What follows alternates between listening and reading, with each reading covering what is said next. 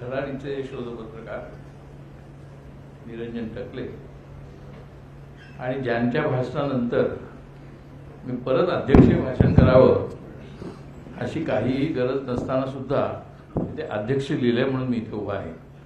नाहीतर जयदेव डोळेंनी प्रत्यक्ष पत्रकारितेतली स्थिती, सध्याचं वातावरण, सध्याचं राजकारण आणि कन्हैयाकुमारांनी तर त्याचं संपूर्ण तात्विक, आणि जर काही लोकांना तात्विक शब्द आवडत नसेल तर त्याचं आध्यात्मिक विवेचन सुद्धा केलेलं आहे.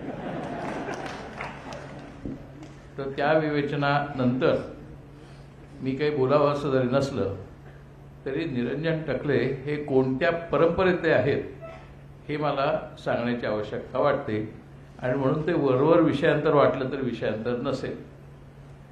पुस्तकाबद्दल, लोया प्रकरणाबद्दल आता जे चर्चेत आलंय, छापून आलेलं आहे, लोकांमध्ये चर्चा आहे, प्रत्यक्षात जरी वर्तमानपत्रांनी त्याची फारशी दखल घेतली नसली, कारण त्यांना सुशांत सिंगने आत्महत्या केली का तो मेला ह्याच्यात जास्त रस आहे. प्रत्यक्षात जज लोया कसे मेले ह्याच्याबद्दल कोणी, त्याच्यावर 3-3 महिने चर्चा झाली, पण याच्याबद्दल 1 तास सुद्धा कोणत्याही टेलिव्हिजन चॅनलनी लोया संबंधामध्ये चर्चा केली नाही. आमच्या मुंबईच्या प्रेस क्लबनी याच्या संबंधामध्ये प्रश्न उपस्थित केला आणि त्यावेळेला आम्ही शरद पवारांकडे गेलो आणि शरद पवारांनी ताबडतोब मान्य केलं की हा प्रश्न अत्यंत महत्त्वाचा आहे आणि आता जर हे महाविकास आघाडीचं सरकार अजून आपल्याला टिकवायचं असेल तर आपल्याला केंद्र सरकारच्या मार्फत हे सत्य दडवण्याचा जो प्रयत्न झाला तो शोधून काढला पाहिजे आणि लोया केस पुन्हा आपण ओपन केली पाहिजे असं शरद पवार म्हणाले. आम्ही ज्यावेळेला कमिटीतर्फे त्यांना भेटायला गेलो त्यावेळेला ते भेटायला जाण्याचं कारण मुळात निरंजन टकले हे एक होतं आणि दुसरं भीमा कोरेगावची केस होती. भीमा कोरेगावच्या केसमध्ये तर जे आरोप करण्यात आलेले आहेत आणि त्याच्या निमित्ताने जे पुरावे देण्यात आलेले आहेत तेच मुळे पिगासस टेक्नॉलॉजीने दिलेत, हेच वॉशिंग्टन पोस्ट, न्यूयॉर्क टाइम्सने सुद्धा दाखवले.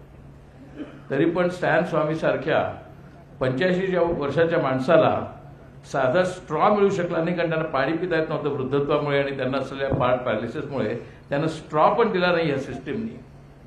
अजून त्या केसमधले 14 जण अटकेत आहेत, त्यांच्याबद्दल पुरावे नाहीत, त्यांना पुरावे सादरच करत नाहीत कोर्टामध्ये. आपल्या देशामध्ये आता साधारणपणे 30 लाख लोक असे कैदेत आहेत की ज्यांना मुळी सादरच केलं नाही कोर्टासमोर, पुरावा सोडा, त्यांना सादरच केलेलं नाही, पुरावा नसताना सुद्धा त्यांना अटकेत ठेवलेले 1 वर्ष नाही 20-20 वर्ष. त्यातली एक कथा तुम्हाला माहिती असेल, तुम्ही म्हणाले लोयाच्या संबंधात कशी महत्वाची, तर ती अशी महत्वाची आहे.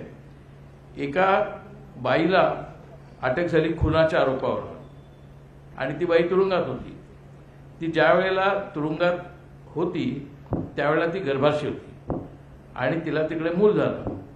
ते मूल झाल्यानंतर अर्थातच घरातल्या कोणीतरी ते तिकडे घरी नेलं, पण बाई तुरुंगातच राहिली, आरोपपत्र नाही, पुरावा नाही. ते मूल जे आहे ते 20 वर्षाचं झालं तरी आई तुरुंगातच.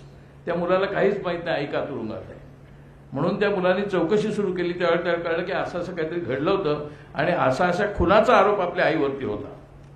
म्हणून तो वकिलांकडे फिरायला गेला की मला मदत करा, म्हणजे आईला मला सोडवायचंय. बहुतेकशे वकील म्हणले नाही जमणार, कारण आता म्हणे आता खूप वर्ष झाली, 20 आता कुठे आम्हाला तरी कुठचं जुनं काय काढणार आम्ही. बहुतेक वकिलांनी नकार दिला. शेवटी एक वकील म्हणला मी येतो. काही वकिलांनी पैसेही मागितले, पण सर्वसाधारणपणे आता जे कन्हैया यांनी सांगितलं, आपण लोक याच्याबद्दल जागरूक नाही, आपल्याला ती सत्याची जाण नाही, आपल्याला ती काळजी नाही की इतके लोक तुरुंगात आहेत पूर्णपणे बेकायदेशीरपणे. राज्यघटना असताना सुद्धा त्या 20 वर्षाच्या मुलांनी शेवटी एक वकील मिळवला, तो मानवता अधिकार चळवळीतला कार्यकर्ता होता, त्याच्या मार्फत ती केस लढवली आणि त्या बाईला सुटका मिळाली. ती सुटका मिळाल्यानंतर रवीश कुमारनी तिच्यावरती कार्यक्रम केला आणि त्यांनी सांगितलं की ही एक बाई सुटली पण अजून आहेत ना उरलेले 30 लाख. त्या बाईने काहीच गुन्हा केलेला नव्हता. ज्या माणसाचा खून केला असं म्हटलं तो मरून काही वर्ष झालेली होती. त्या मुलाला बिचारायला काही माहितीच नव्हतं की आपल्या आईला का पकडलंय, पण तिला सोडवण्यासाठी त्या जन्मलेल्या मुलाला त्यावेळेला 20 वर्ष थांबायला लागलं. तो मोठा झाल्यावर मग त्यांनी सुरू केलं. नंतर त्यांनी ठरवलं आपण आता वकील व्हायचं. ही अवस्था त्याच्या धैर्याची नाहीये.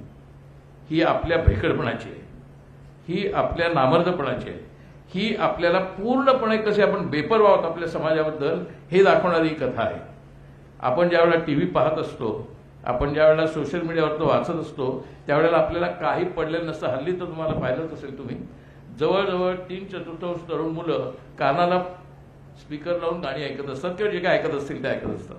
त्यांना बाहेर काय चाललंय एवढंच काय, समोरून बस येते का कार येते हे पण त्यांना दिसत नसतं, कारण ते स्वतःमध्ये मशगूल असतात. आता आपल्या समाजाची अवस्था ही मशगूल असलेल्या समाजाची अवस्था आहे आणि ती सर्व वर्गात आहे, परंतु प्रामुख्याने ती मध्यम वर्गात आहे. आणि याचा उत्तम पुरावा जो आता कन्याकुमारीने वेगळ्या संदर्भात दिला आणि जयदेव डोळ्यांनी पण दिला तो असा, ते म्हणतात पेट्रोलचे भाव वाढले तर काय बिघडलं, जोपर्यंत मुस्लिम लोगों को फिक्स कर रहा है बराबर तो चलेगा. आता हे म्हणणाऱ्यांना बाहेर काय चाललंय जाणून घ्यायची इच्छाच नाहीये, आणि जाणून घेण्याची इच्छा नाहीये, ती इच्छा मारलेली जी आहे ती या सोशल मीडियाने मारलेली आहे. आणि तो सोशल मीडिया गेल्या 10 वर्षामध्ये टेक्नॉलॉजीच्या आणि राजकारणाच्या आधारे पूर्णपणे आता विशिष्ट सरकारच्या किंवा विशिष्ट व्यक्तींच्या किंवा विशिष्ट संस्थांच्या ताब्यात गेलेला आहे. आणि त्यामुळे ज्युडिशरी असेल किंवा सीबीआय असेल, रिझर्व्ह बँक ऑफ इंडिया असेल किंवा इलेक्शन कमिशन असेल, त्या सगळ्या संस्था आता फक्त एकच सारखं बोलतात. आपल्याला कदाचित माहिती असेल नसेल, 1933 मध्ये हिटलर राज्यावर आला जर्मनीमध्ये, पण आपण म्हणतो नंतर तो हरला. पण 1933 ते 1945 त्या जर्मनीमध्ये 60 लाख ज्यू, जवळजवळ 8 लाख कम्युनिस्ट आणि जवळजवळ 5 लाख अपंग लोक आणि जिप्सी यांना पण ठार मारण्यात आलं. आपल्याला फक्त 60 लाख ज्यू मेल्याचं माहिती आहे. या सगळ्यांना ठार मारण्यात आलं. 60 लाख ज्यूंना कॉन्सन्ट्रेशन कॅम्पमध्ये मारण्यात आलं. कॉन्सन्ट्रेशन कॅम्प कसा असायचा, आपण इकडे औरंगाबादला आहोत, जालना पण नाही, औरंगाबाद आणि जालनाच्या मध्ये कॉन्सन्ट्रेशन कॅम्प असायचा. जसा म्युनिक आणि फ्रँकफर्टच्या मध्ये डकावला तो आहे, असं नाही म्हणजे आजूबाजूच्या लोकांना माहिती नव्हतं. त्यांच्यासमोर प्रश्न असा होता त्या तिथल्या तथाकथित संयोजकांवर कॉन्सन्ट्रेशन कॅम्पच्या, की माणसं एवढी मेल्यानंतर खूप बॉडीज तयार होतील आणि त्याच्यामुळे रोगराई पसरेल, तर आपल्याला कमीत कमी वेळात जास्तीत जास्त माणसं मारून लवकरात लवकर त्या सगळ्या बॉडीज डिस्पोज ऑफ कशा करायचे ह्याची टेक्नॉलॉजी शोधा. आपल्याला खोटं वाटेल, याची खरोखरच त्यांनी टेक्नॉलॉजी शोधली. त्या माणसाचं नाव आहे HOESS, हास. त्या माणसाने सांगितलं की नाही, आता थोडा प्रश्न सुटलेला आहे, आता अशा प्रकारचा एक गॅस आम्ही शोधून काढलेला आहे, म्हणजे त्यांच्या सायंटिस्टांनी शोधून काढलेला आहे, की ज्याच्यामुळे एका वेळेला त्या गॅस चेंबरमध्ये 1000 माणसं टाकली की ती 1000च्या 1000 3 मिनिटात मरतील. मग नुसती ते मरतील असं नाही, ती 1000 माणसं जाणार कशी, त्या 1000 माणसांना न्यायला ट्रक लागणार, त्या ट्रेन लागणार. ज्यांनी कोणी शिंडलर्स लिस्ट पाहिला असेल त्यांना कल्पना येईल कशा पद्धतीने त्यांना नेण्यात आलं. तिथे नुसतं नेण्यात नाही आलं, तिथे गेलेल्या जाणाऱ्या बायका ज्या होत्या त्यांचे केस पूर्ण कापून टाकण्यात आले. त्यातनं त्यांना गंगावनं करायची होती. ज्यांच्या दातांमध्ये सोन्याचे दात बसवलेले होते ते दात काढले का त्यात सोनं हवं होतं. कोणतेच अंगावर काही नसताना त्यांना आत टाकलं, गॅस चेंबर सुरू केला, 1000 माणसं मेली. लगेच बॉडीज बाहेर ट्रकची लाईन असायची. तुम्ही जर पाहिलं असेल तर कुठेही कारखान्याच्या बाहेर किंवा वर्तमानपत्राच्या बाहेर ट्रक उभे असतात. आमच्या टाइम्स ऑफ इंडियाच्या बाहेर, कांदिवलीच्या प्रेसच्या बाहेर पहाटे सायंकाळी 3 पासून ट्रकच्या क्यू असतात. 200 ट्रक असतात आणि त्या प्रत्येक ट्रकवरती लिहिलेलं असतं, हा ट्रक औरंगाबादला जाणार, हा साताराला जाणार, हा रत्नागिरीला जाणार, हा भोपाळला जाणार, काय जे असेल ते. आणि ते जे पेपर येतात त्याचे धाड धाड धाड त्या संख्येप्रमाणे आत्ताच्या टेक्नॉलॉजीनी त्या ट्रकमध्ये जातात की लगेच तो ट्रक जातो. कारण वर्तमानपत्र लोकांच्या घरात 6च्या 6:30च्या 7च्या पोहोचायला पाहिजे. आणि म्हणून ते ट्रक ज्या पद्धतीने वर्तमानपत्र नेतात, 300 ट्रक असे 200 ट्रक असे लाईनीने उभे असतात, तशी माणसं नेण्यासाठी, मारलेली माणसं नेण्यासाठी हिटलरच्या कॉन्सन्ट्रेशन कॅम्पच्या बाहेर अशी ट्रकांची लाईन असायची. आणि तसं ते ट्रक न्यायचे. तर काही प्रमाणात दृश्य त्या शिंडलर्स लिस्टमध्ये, इतरही जजमेंट ॲट न्यूरनबर्ग नावाच्या फिल्ममध्ये सुद्धा आहे. यातला मुद्दा काय आहे, मुद्दा त्याने माणसं कशी मारली हा नाहीये. मुद्दा असा की 1933 साली हिटलर राज्यावर आला, 45 साली त्याला आत्महत्या करायला स्वतःच्या डोक्यात गोळी घालून. पण तोपर्यंत जर्मनीमध्ये असंख्य लेखक, निरंजन टकलेंसारखं धैर्य दाखवणारे, सत्य बोलणारे ठार मारून टाकले होते. त्यामुळे नंतर कोणी सत्य बोलायला उरलाच नव्हता. आंदोलन शक्य नाही, ट्रेड युनियनिस्ट मारून टाकले होते, ट्रेड युनियन शक्य नाही. शेतकऱ्यांचे मोर्चे वगैरे विसरूनच जा, मोर्चाच काढणं शक्य नाही. अशा पद्धतीने सगळ्या समाजाचा पूर्णपणे गळा दाबून टाकलेला होता 12 वर्ष. सुटला केव्हा तो प्रश्न? ज्या वेळेला आंतरराष्ट्रीय पातळीवरती स्टॅलिन, रूझवेल्ट आणि चर्चिल एकत्र आले, म्हणजे अमेरिका, रशिया आणि इंग्लंड एकत्र आले, आणि त्यांनी ज्या वेळेला हिटलरच्या त्यांनी सुरू केलेल्या प्रथम युरोपामधल्या नंतर सोव्हिएत युनियनच्या विरुद्धच्या आक्रमणाच्या विरोधात सैन्य उभं केलं आणि स्ट्रॅटेजी करून हिटलरची कोंडी केली, जर्मन सैन्याची कोंडी केली, जर्मन सैन्याचा पूर्ण पराभव केला. त्यावेळेला हिटलरला कळलं की आता आपल्या बंकर भोवती येत आहे, आता आपल्या बंकरपर्यंत येणं म्हणजे आपल्याला अटक होणार, आणि जर आपल्याला अटक झाली तर मग आपली आबरूच पूर्ण केली, आपण तर जर्मनचे शहनशाह आहोत. त्यांनी त्यावेळेला सुद्धा बंकरमधनं ऑर्डर काय दिली, त्याच्या हाताखाली जी थोडीशी माणसं होती त्यातल्या गोरिंगला दिली, अल्बर्ट स्पियरला दिली, त्यांना ऑर्डर काय दिली, माझा जर्मन देश असा यांच्या हातात गेलेला चालणार नाही, तेव्हा तुम्ही असं करा, you go and bomb Germany. ज्या जर्मनीवर बॉम्ब पडलेले नव्हते युद्धात, ती गावं आणि ती शहरं तुम्ही उडवून टाका, तुम्ही त्याच्यावर बॉम्ब टाकून ते उद्ध्वस्त करा, कारण मला तो जर्मनी त्यांच्या हातात जायला नको. आपण आपली माणसं मरतील चालेल. शेवटी ते क्रोरी इथपर्यंत जातं, जर आपण सत्य बोललो नाही, जर आपण चळवळ केली, तिकडे चळवळ झालेली नव्हती, जर आंतरराष्ट्रीय युद्ध झालं नसतं तर हिटलरचा पराभव तसा झाला नसता आणि त्याला आत्महत्या करण्याची पाळी आली नसती. ह्या सगळ्याच्या बद्दल भरपूर लेखन झालंय आणि ते लेखन करणाऱ्या माणसांनी स्वतःचा जीव धोक्यात घातलेला आहे. अगदी अलीकडचं तुम्हाला कदाचित जो कायम टेलिव्हिजनवरती, स्टारवरती किंवा अन्य काही चॅनल्सवरती सिनेमा लागतो, त्याचं नाव आहे JFK म्हणजे जॉन फिट्झजेराल्ड केनेडी. त्यांची हत्या झाली ह्याच्याबद्दल एक वॉरन नावाच्या जजनी रिपोर्ट दिला, आणि त्या रिपोर्टमध्ये सांगितलं नाही तो एक साधा माणूस होता, उस्वाड, त्याचा एकट्याचा हा खुनाचा प्रयत्न होता, त्याच्या पाठीमागे कट वगैरे काही नव्हता, आणि कट नव्हता असं सांगून त्यांनी तो रिपोर्ट प्रसिद्ध केला. परंतु ऑलिव्हर स्टोन आणि इतर अनेकांनी असं ठरवलं असं नाही आहे, ह्याच्या पाठीमागे मोठा कट आहे, आणि म्हणून त्या कटाचं त्यांनी संशोधन सुरू केलं. आणि नंतर त्या सिनेमामध्ये जी प्रत्यक्ष माणसं त्याच्या इन्व्हॉल्व आहेत त्यांची नावं, त्यांच्या जन्मतारखांसहित तिथे दिलेली आहेत की यांना पकडा म्हणून. आणि ऑलिव्हर स्टोनच्या JFKचं जगभर कौतुक झालं. पण आपण ऑलिव्हर स्टोनचं कशाला उदाहरण घ्यायचं? आपल्याकडे न घडलेली घटना अजून आहे, ती म्हणजे रमेश दलाल नावाचे लेखक आहेत, ते आता इंग्लंडमध्ये आहेत, कारण त्यांना सुरक्षित राहायचं म्हणून ते इंग्लंडमध्ये आहेत. त्यांनी असॅसिनेशन ऑफ राजीव गांधी नावाचं पुस्तक लिहिलं आहे. त्या पुस्तकामध्ये त्यांनी कोणी काय काय उद्योग केले, त्यांच्या खुनासाठी कसे प्रयत्न झाले, तो खून कसा घडवून आणला, यांची सगळ्यांची नावानिशी, तारीख, पत्रव्यवहार सगळं आहे. आणि त्यात त्यांनी डायरेक्टली सांगितलं की कशा पद्धतीने CIA त्याच्याकडे लक्ष देऊन होती या प्रयत्नांकडे, आणि CIA कसं ते फंडिंग करत, याचा सविस्तर रिपोर्ट त्यांनी लिहिलेला आहे. असॅसिनेशन ऑफ राजीव गांधी, रमेश दलाल. ते पुस्तक मिळणार नाही तुम्हाला, कारण ते पुस्तक गळत झालंय मार्केटमधनं.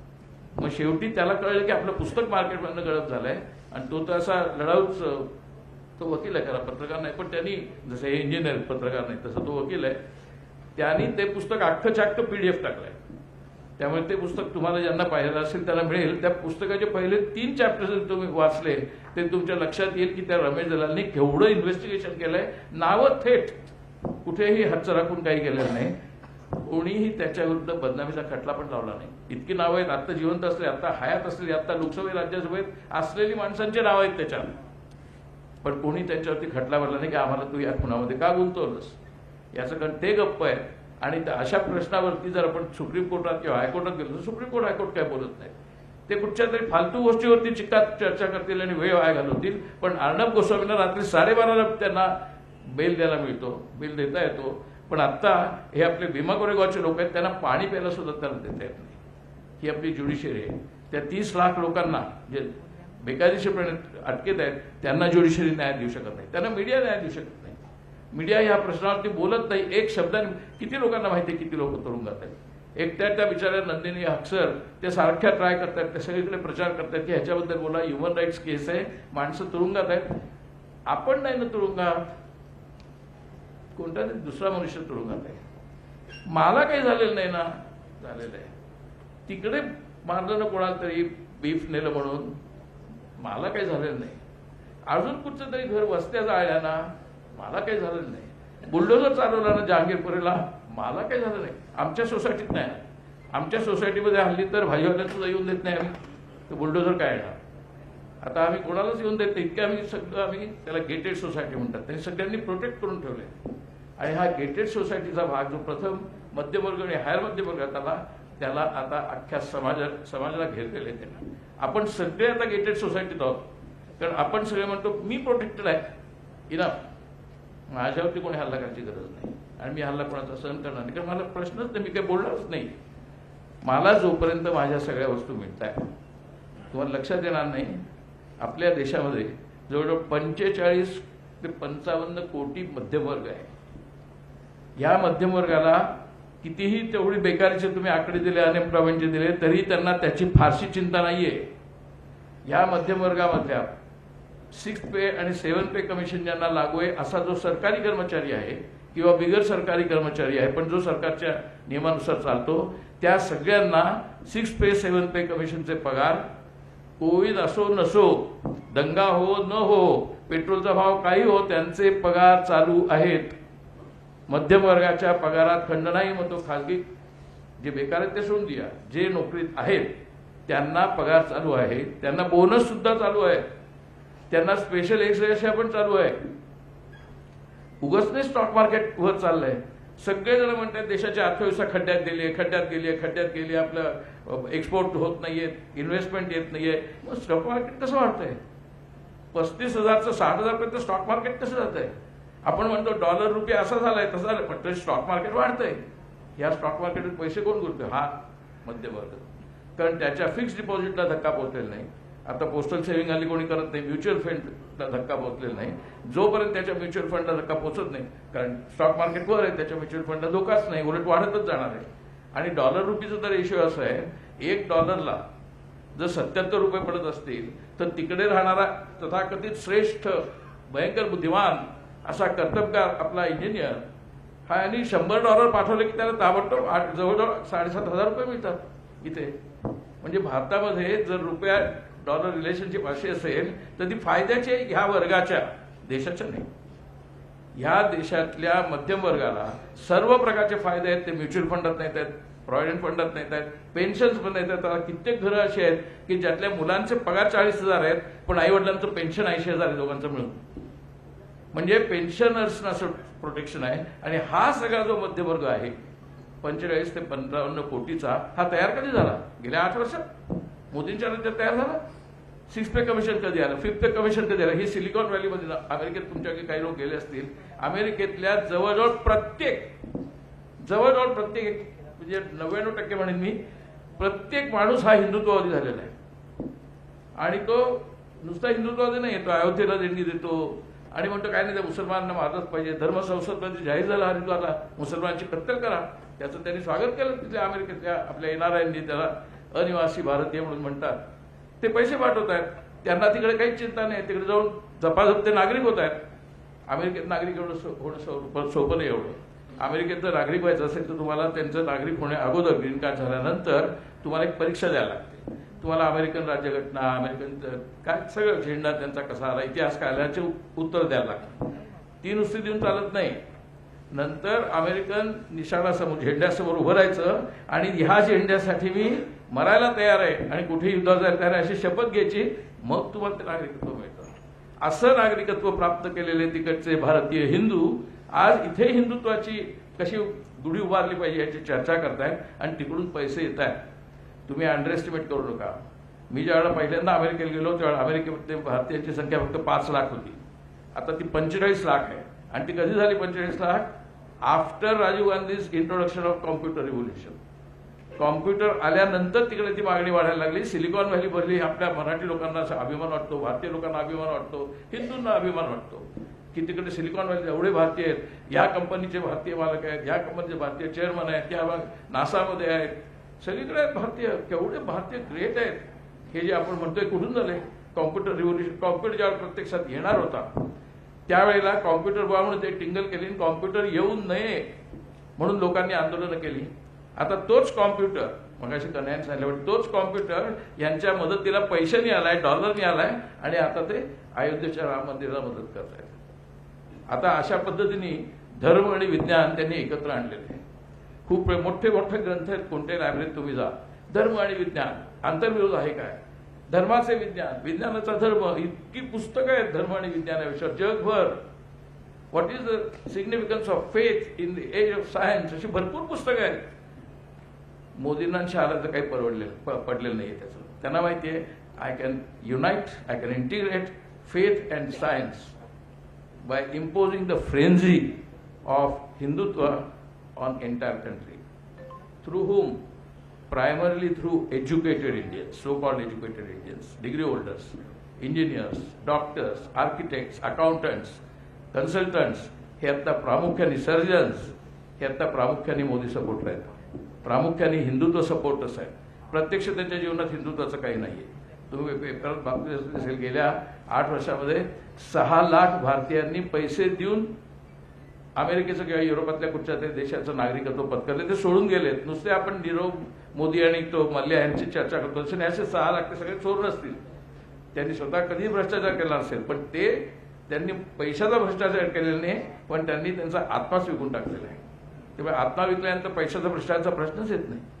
आता अशा देशात आपण राहतोय की जिथे आपण, म्हणजे तुम्ही आणि मी, आपण जे मध्यमवर्गात आहोत, आपल्याला प्रत्यक्षात कशाची ददात नाहीये. आपल्याला घरामध्ये 2 वेळेला जेवण मिळणारे, बेकार मी असलो तरीही आमच्या घरात जर उकळत असेल तर वरती फॅन आहे, कॉट आहे, आणि कॉट नसेल तर आम्ही खाली झोपण्याची गादी आहे. आता माझी उपासमार होणार नाहीये. आणि व्हायचा प्रसंग आला समजा कोविडच्यामुळे, तर 35 किलो धान्य एका कुटुंबाला सरकार फ्री देणार आहे. आणि त्यांनी अभिमानाने काय सांगितलं की देशातल्या बीपीएल, बिलो पॉवर्टीच्या 80 कोटी लोक, हे अभिमानाने सगळीकडे सांगतात, जगभर मोदी सांगतात की 80 कोटी लोकांना आम्ही दरमहा 35 किलो धान्य फ्री दिलं. कोणाला? तर बीपीएल म्हणजे बिलो पॉवर्टी लोकांना. यातलं दुसरं सत्य असं होतं की तुमच्या या प्रगत देशामध्ये आणि तुमच्या ह्या तंत्रज्ञानाने विकसित देशामध्ये ज्या तंत्रज्ञानाने तिकडे मुलं पाठवली, तिथे 80 कोटी लोकांना अजून फुकट धान्य द्यायची परिस्थिती आहे. इतके 80 कोटी बेकार आणि गरीब आहेत, आणि तुम्ही त्या अभिमानाची गोष्ट सांगता की आम्ही त्यांना 35 किलो धान्य दरमहा देतोय. हे धान्य आलं कुठून? हे गेल्या 8 वर्षात आलं, गेल्या 70 वर्षात काही झालं नाही. मग धान्य कुठून आलं? हे धान्य गेले 70 वर्षामध्ये जी ऍग्रिकल्चरल प्रोग्रेस होत होती, जी ऍग्रिकल्चरल रिव्होल्युशन होती, ती सुद्धा बंद करण्याचा प्रयत्न त्यांनी केला. म्हणून कायदे ऍग्रिकल्चरचे आले. आता गंमत बघा त्या कायद्यांची. मी तिथे राज्यसभेमध्ये माझ्या समोर तो कायदा आला, आम्हाला चर्चा करायला स्कोपच नव्हता, कारण त्यांनी कायदा आणला आणि लगेच पास करून टाकला. सर्वसाधारणपणे आम्हाला द्यायला पाहिजे बिल अगोदर वाचायला, 8 दिवस चर्चा करायला, ते काही झालं नाही. आलं बिल, पास झालं. काही लोकांनी निषेध केला, त्यांना सस्पेंड केलं. मग ते गांधींच्या पुतळ्याला जाऊन उपोषण करत बसले. तुम्ही जा खड्ड्यात. त्याच्यानंतर ज्यावेळेला 1.5 लाख शेतकरी दिल्लीच्या बॉर्डरवरती पश्चिम उत्तर प्रदेश आणि मुख्यतः पंजाब हरियाणामध्ये आले, त्यावेळेला त्यांना आंदोलनाचं काय करता येईना, काहीच करता येईना, आंदोलन थांबवताही येईना. 700 लोक मेले त्या आंदोलनामध्ये. ते ज्या वेळेला शेवटी लक्षात आलं की आता पंजाबमधल्या निवडणूक आहेत, आता उत्तर प्रदेशातल्या निवडणूक आहेत, आता आपल्याला ह्या आंदोलनाचा जर विस्तार झाला तर पंचायत होईल. इतकंच नाही तर जर काय ह्या आंदोलनातले शेतकरी मोर्चानी नव्हे पण एक एकटे मेट्रोमधनं किंवा रेल्वेतनं किंवा बसनं किंवा चालत मुख्य शहरात आले, आणि जो काही तो फ्रॉड चाललाय ना सेंट्रल विस्ताचा, नवीन पार्लमेंट बांधण्याचा, रस्ते तोडण्याचा, त्याच्यावरती जर त्यांनी हल्ला चढवला किंवा तिथे ते घुसले तर आपल्याला तिथे गोळीबार करावा लागेल. इथे बसलेत बाहेर 1.5 लाख शेतकरी, त्यांच्यावर गोळीबार नव्हता करायला लागलेला, ते बसले होते आंदोलन करत. इथे आपल्याला त्यांच्यावर गोळीबार करावा लागेल. हे प्रकरण पेटेल आणि मग ते निवडणुकांमध्ये मार खायला लागेल.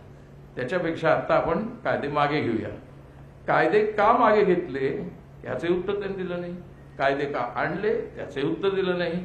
कायदे कोणाच्या बेनिफिटसाठी होते सगळ्या जगाला दिसत होतं, कारण ज्या ज्या ठिकाणी मोकळ्या जमिनी होत्या त्या सर्व ठिकाणी अडानी आणि अंबानींनी मोठमोठाली गोडाऊन्स बांधली होती, कारण त्यांना त्या जमिनी एकदा कॉर्पोरेट सेक्टरने विकत घेतल्या की सगळं ऍग्रिकल्चर त्यांच्या ताब्यात येणार होतं. म्हणजे जसे कारखाने त्यांच्या ताब्यात आहेत तसं सगळं ऍग्रिकल्चर त्यांच्या ताब्यात येणार होतं. त्यांना त्याच्यासाठी मोठाली गोडाऊन लागणार होती, ते अजून बांधलेली आहेत. अगदी मुंबई नाशिक पट्ट्यावरती सुद्धा आहेत. हा सगळा प्रकार आपण डोळ्यांनी पाहतोय.